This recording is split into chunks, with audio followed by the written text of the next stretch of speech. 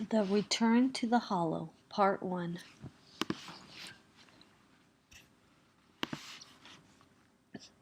We're in the cafeteria, hanging orange and black streamers on the tables. The librarian at the public library knows Principal Taylor and told him about our unauthorized trip into the attic. Helping decorate for tomorrow's Halloween party is our punishment. The journal we found in my dad's office belonged to my mom, Sarah whispers. What makes you say that? I ask, carefully twisting the paper and taping it to the table.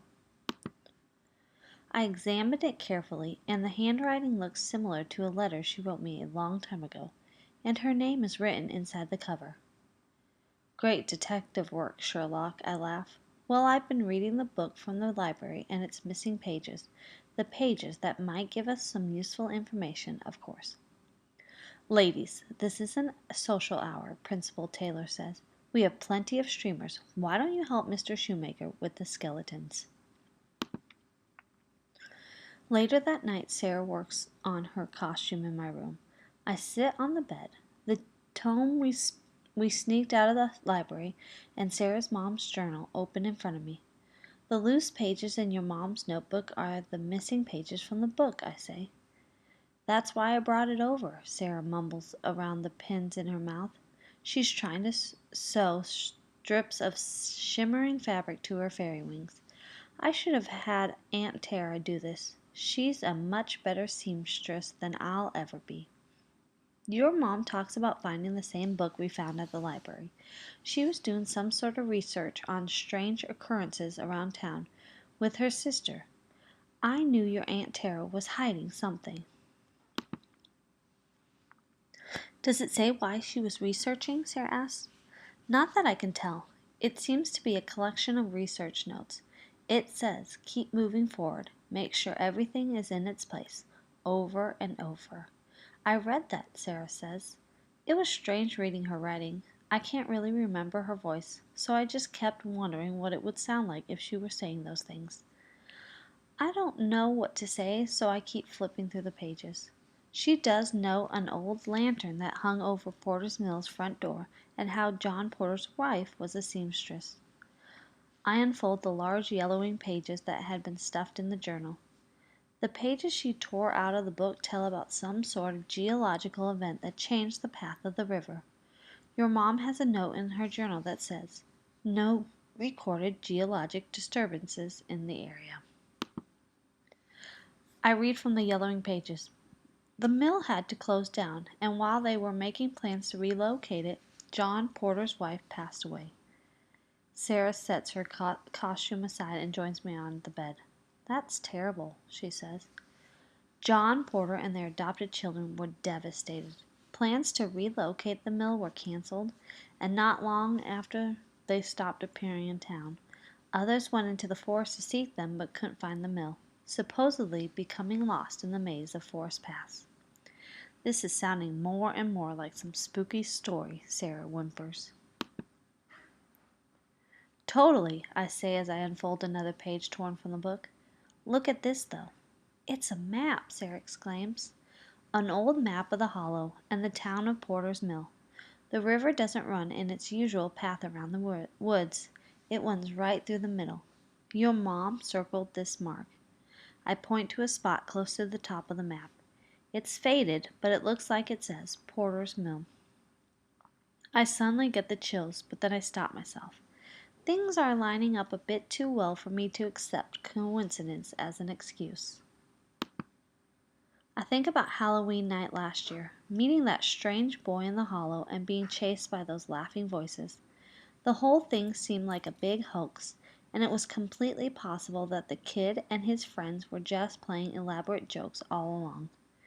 Sarah or I had seen a young boy at the Cave of the Lost, and by the lake when we were camping. They could have easily been the ones who pulled all the pranks and framed Rob Turtle, and they could have been in the library that day we found the tome.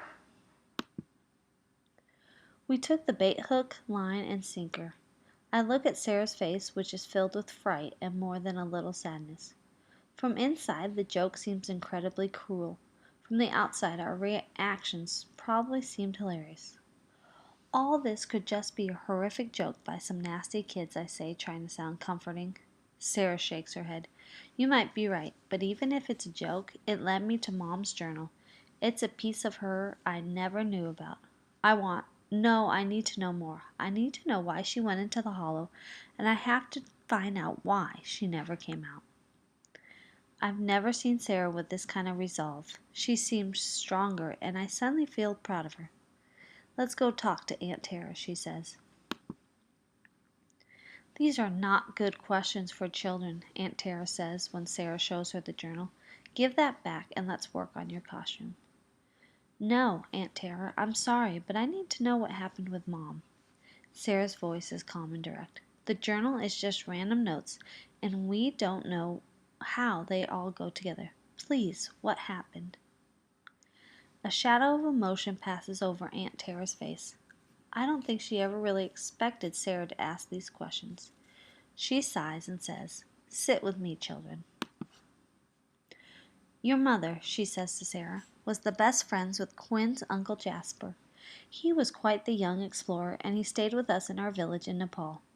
He helped our family come to the United States years ago. Jasper even introduced your mother and father. I never knew any of that, Sarah said.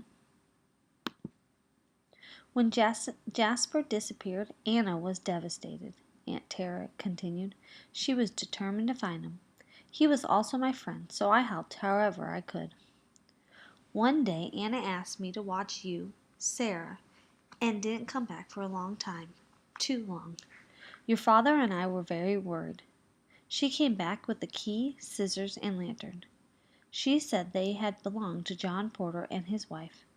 Anna showed me a map, an old map, and said she could find Porter's mill, and she said this was where Jasper had disappeared.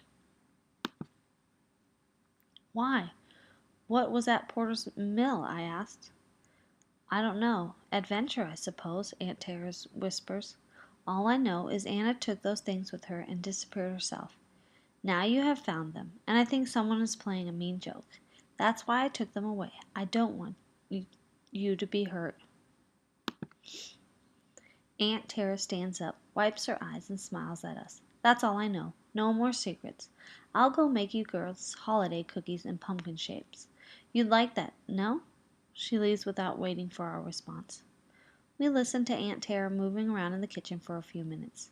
Suddenly Sarah looks straight at me and says, Well, that settles it. Settles what? We have to go into the hollow tomorrow night and find Porter's mill. To be continued.